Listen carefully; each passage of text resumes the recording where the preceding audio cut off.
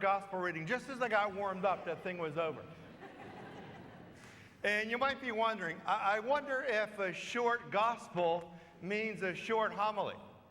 Well, we have to wait and find out. You know, I was reading a magazine called Psychology Today, one of my favorites, and they had a very interesting article there a couple months ago, and it said this: there are two things that most people disdain, don't like. One, most people do not like the photo they have on their driver's license. Most people are convinced, hey, I look a lot better than that. And the other thing most people don't like, they don't like to have their voice recorded because they don't like the sound of their voice.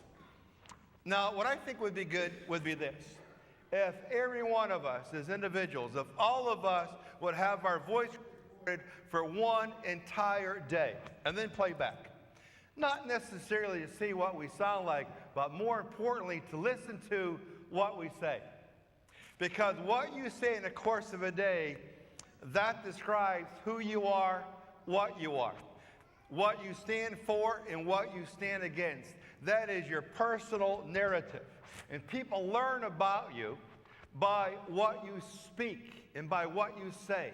They might recognize your voice, but they're going to recognize your character, your quality, if you have it or not, by the things that you say. And that's the key point of today's gospel reading. The gospel comes out of the 10th chapter of John, verse 27 to 30. Now, it turns out to be this was a very short gospel. I counted it up, it was only 62 words. But the gospel I just read could have even been shorter, only 14 words, if all I read was verse 27 of the 10th chapter of John. Let's take a look at that verse. This is a very important verse. Jesus said, "My sheep hear my voice. I know them and they follow me." Now, what we need to do is go back into biblical times, back when the world, there were many sheep farmers. Sheep farming was very prevalent back in biblical days. And here's what happened. In sheep farming world, they would divide the sheep into categories of 100. Every 100 sheep was called a herd of sheep, which is 100. And every herd was assigned one leader. So graphically, it looks something like this. 100 sheep was called a herd. Each herd had one leader. Now, the leader was called the sheep herd. And in English, it came out the shepherd. So the shepherd was a man who was leading 100 sheep. Now, this shepherd lived with the sheep 24 hours a day, 7 days a week. He stayed with them out in the field. And they recognized the shepherd's voice. They knew that voice. But more importantly, they trusted the voice of the shepherd because they realized, just on experience, everything the shepherd asked us to do, he has always kept us safe. That shepherd has never asked us to do anything because we recognize his voice and we follow his voice, anything that would hurt us. So they develop a trust between each other. Now, in Christian terms, what does that mean? For all of us, we are the herd, although a number greater than 100, but Jesus can handle it. We are a herd greater than 100, but we are the sheep of Jesus Christ. Now, Jesus Christ is our shepherd. We want to recognize what he tells us to do. We have to develop this trust for Jesus Christ. Knowing what?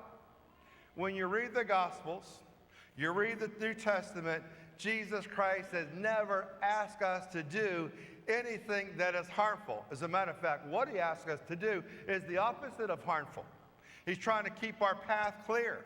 He's trying to keep our heart from becoming broken. That's why he tells us many times not to do this and not to do that. You know, there was this father and a son. And the father and the son, they went on an expedition one day, a walking expedition. They wanted to travel up this tall mountain, so they drove out to the mountain and they started to hike it up on foot. They get to the very top of the mountain, this father and his son. Son was about in the second grade, like many of our first communicants this morning. So the son is standing right next to his father. They're on the top of this mountain. They're looking at the panoramic view was incredible. There was a large valley and the mountains opposite the mountain they were standing on, but the mountain they were on was the tallest of all. As they're standing there side by side, the father looks out and he says, hello. And seconds later, a voice comes back that says, hello. And the little son looked at the dad and he said, Dad, there's someone out there. I can't see them, but someone's out there. Where are they? And then the son said to the dad, Dad, can I try that? Can I try that? Sure, son, why not? So the son looked out and looking at the valley and the mountain opposite, the one they're standing on. The little boy said, hello. And the voice comes back within seconds, hello. Well, the little boy's really excited. He knows someone's out there now, so he wants to find out who's out there. So the little boy says, who's there? And the voice comes back, who's there?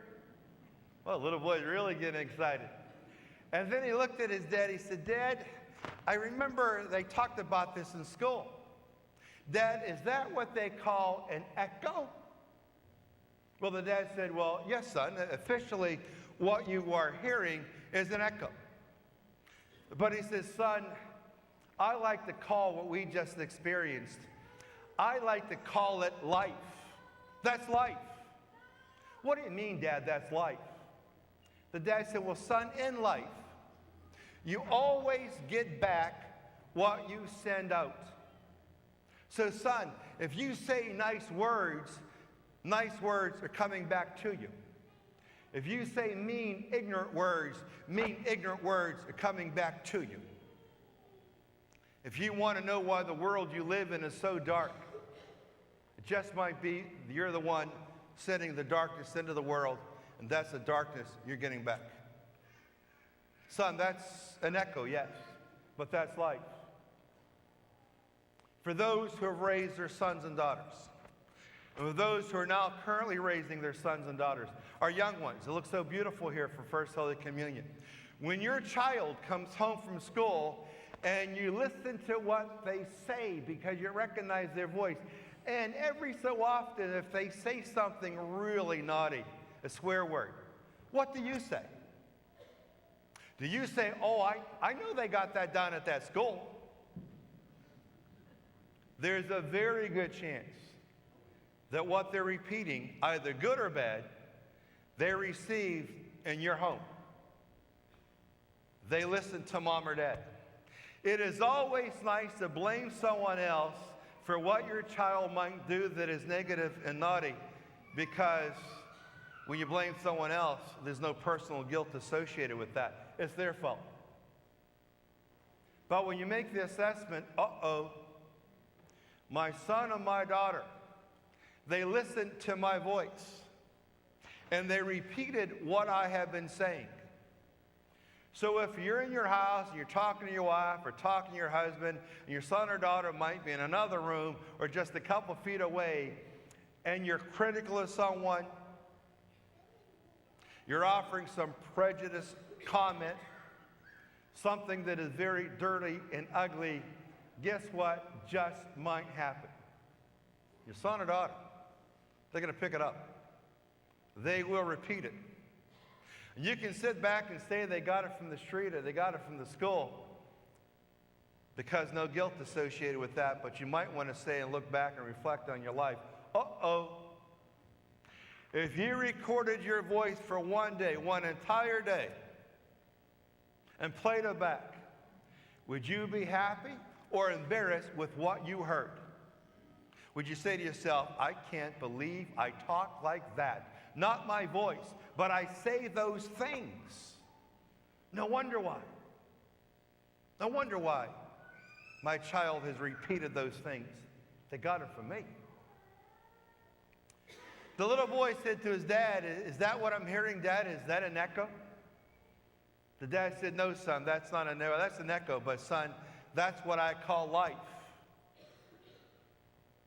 This is the part we all need to remember. This is the part that should guide our vocabulary, our verbiage, our words day after day. Especially when we're in the presence of our son or daughter, or those with soft, tender ears and clay hearts. Son, that's life. Because in life, you always get back what you send out. Say good things. Good things come back. Say ugly things. Ugly things come back. If you want to live in a world that's full of beauty and love and joy, then you know what you have to do and what you have to say. Because we always get back what we send out.